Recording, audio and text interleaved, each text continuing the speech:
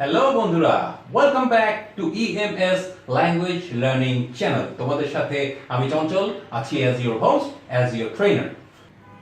হালায় ইংরেজের পোলায় আইছে আফ্রিকা থেকে। হালায় ইংরেজের পোলায় আইছে আফ্রিকা থেকে। তোমাদের সাথে আজকে একটা ছোট্ট মেমরি শেয়ার করি। আজকে থেকে অনেক বছর আগের কথা, when I was very young. I mean, still I'm young, but at that time I was much younger.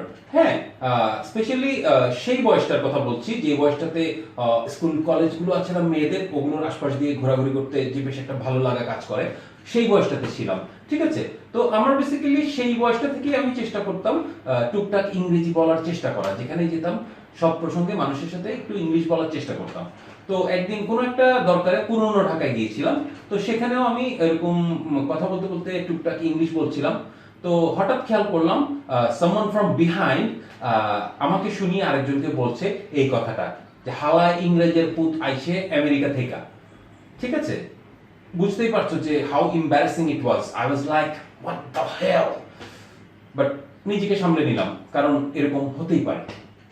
তো এই মেমোরিটা তোমাদের সাথে আমি কেন শেয়ার করলাম, যে এই কারণে তোমরা যারা নতুন নতুন ইংরেজি কথা বলা চর্চা করা শুরু করেছো, এটা সবসময় মাথায় রাখবে এবং প্রস্তুত থাকবে যে প্রায় সময় এরকম অস্বস্তিকর পরিস্থিতির মুখোমুখি হবে। তোমাদের ইংরেজি বলার চেষ্টা দেখে কেউ হাসবে, কেউ বাঁকা চোখে তাকাবে, কেউ হয়তো কটু কথা বলবে।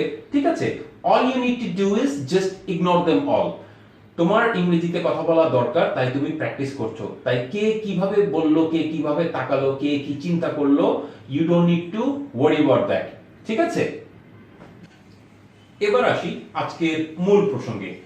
আজকে আমি তোমাদের সাথে এমন কিছু ইংলিশ ওয়ার্ড শেয়ার করব যে ওয়ার্ডগুলো খুবই কমন, আমরা সবসময় ইউজ করি, and most of us we know the meaning of this words, কিন্তু unfortunately we don't know how to pronounce this words correctly.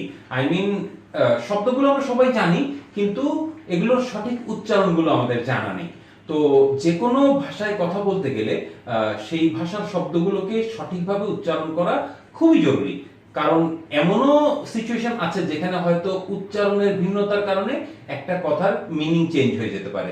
ঠিক আছে, সো আমরা আজকে এরকম কিছু ওয়ার্ড ডিসকাস করব। তবে হ্যাঁ, যেহেতু এরকম ওয়ার্ড ইংলিশে প্রচুর আছে যেগুলো আমাদের প্রোনাউন্সিয়েশনটা ভুল, সো আমি একটা ভিডিওতেই সব ওয়ার্ড ডিসকাস করতে পারবো না, ইটস নট পসিবল। ঠিক আছে, আজকে আমি কিছু ওয়ার্ড আলোচনা করব, আবার হয়তো ফিউচারে পার্ট 2, পার্ট 3 এভাবে আমি নেক্সট ভিডিও টিউটোরিয়ালগুলোতে আরো এই ধরনের ইংরেজি ওয়ার্ড তোমাদের সাথে শেয়ার করব, যাতে তোমরা এগুলো ইমপ্রুভ করতে পারো। ঠিক আছে, এবং এগুলো তোমরা যখন ইমপ্রুভ করবে, ইউ উইল নোটিফাই ইয়োরসেলফ যে তোমার ইংরেজি বলার স্টাইলটা টোটালি চেঞ্জ হয়ে গিয়েছে। Okay, the total sound of your speaking in English has changed. ঠিক আছে, তো তাহলে চলো শুরু করি। শাকসবজি। আমরা সবাই জানি শাকসবজি কি, আমরা কম বেশি সবাই খাই। কেউ কেউ হয়তো একটু কম পছন্দ করে, বাট মোর অর লেস সবাই আমরা শাকসবজি খাই, রাইট? এখানে বলে রাখি, ছোট্ট মনিরা যারা আমার এই ভিডিওটা দেখছো, তোমাদের জন্য বলছি, শাকসবজি খাওয়া খুবই জরুরি। বাবা মা যখন মাছ, মাংস, জাঙ্ক ফুড এগুলোর পাশাপাশি তোমাদেরকে শাকসবজিও খেতে বলবে, make sure you do that. কারণ শাকসবজি না খেলে তোমরা ফিজিক্যালি গ্রো করবে না, তোমাদের ব্রেন ডেভেলপমেন্ট হবে না। ঠিক আছে, সো তোমরা পিছিয়ে পড়বে অন্যদের তুলনায়। সো শাকসবজি খাওয়া খুবই জরুরি, এটা যেন মাথায় থাকে। ঠিক আছে, তো শাকসবজি, শাকসবজির ইংলিশটাও আমরা সবাই জানি, ভেজিটেবল। কিভাবে আমি উচ্চারণ করলাম? ভেজিটেবল। এটা ভুল উচ্চারণ। সঠিক উচ্চারণ হবে ভেজিটেবল। দ্যাট মিন্স ভেজিটেবলের জিতে যে ইটা আছে, আই মিন জি এর পরে যে ইটা আছে, এই ইটা সাইলেন্ট থাকবে। আই মিন যখন উচ্চারণ করব আমরা, তখন আমরা উচ্চারণ করব vegetable. Vegetable. I need to go to the market to buy some vegetable. Vehicle. আমরা সবাই জানি vehicle মানে বোঝায় গাড়ি, ট্রান্সপোর্ট। এগুলোর আরেকটা ইংলিশ হচ্ছে vehicle. আমরা বলি vehicle, কেউ কেউ বলে vehicle। ঠিক আছে, but none of these are correct. The actual pronunciation should be vehicle. অদ্ভুত না? vehicle. vehicle. সরিয়া. vehicle.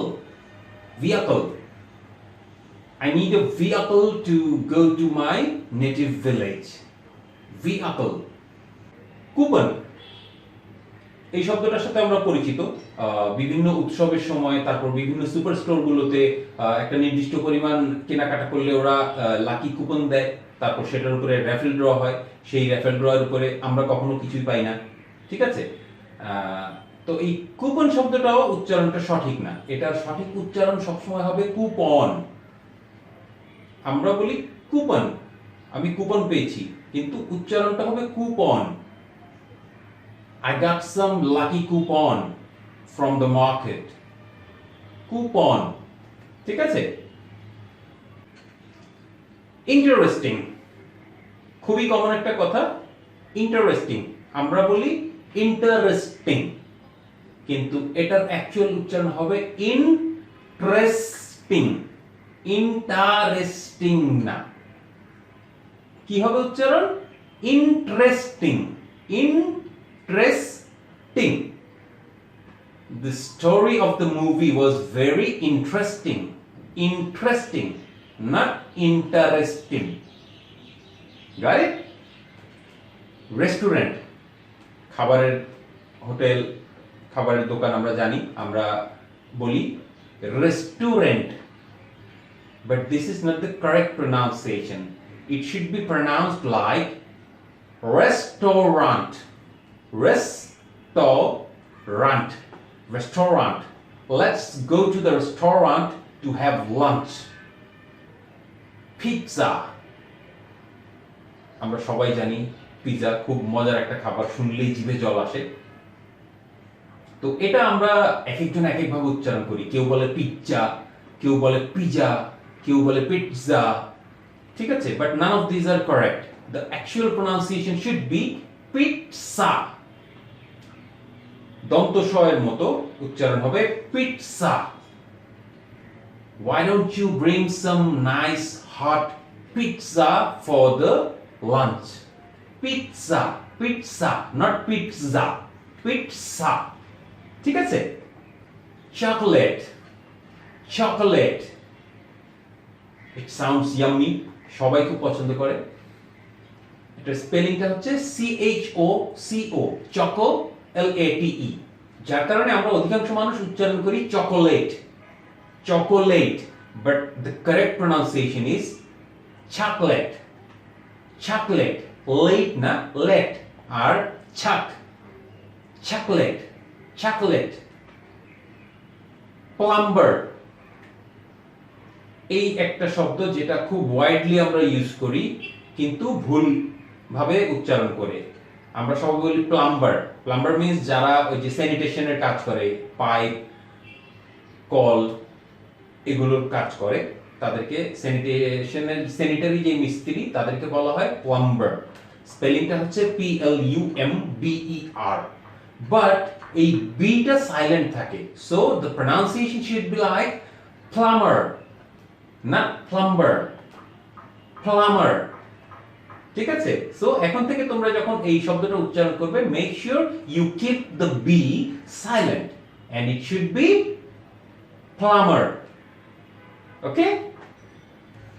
তো বন্ধুরা, আজ এ পর্যন্তই। খুব শীঘ্রই আবার নতুন টিউটোরিয়াল নিয়ে হাজির হব। সেই পর্যন্ত আমার সাথেই থেকো। আর যারা এখনো সাবস্ক্রাইব করোনি, প্লিজ আমার এই চ্যানেলে সাবস্ক্রাইব করবে।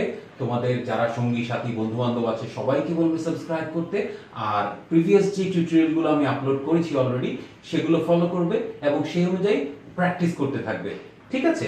তো খুব শীঘ্রই আবার তোমাদের সাথে দেখা হবে। সেই পর্যন্ত সবাই ভালো থেকো, সুস্থ থেকো। Take care. আল্লাহ হাফেজ।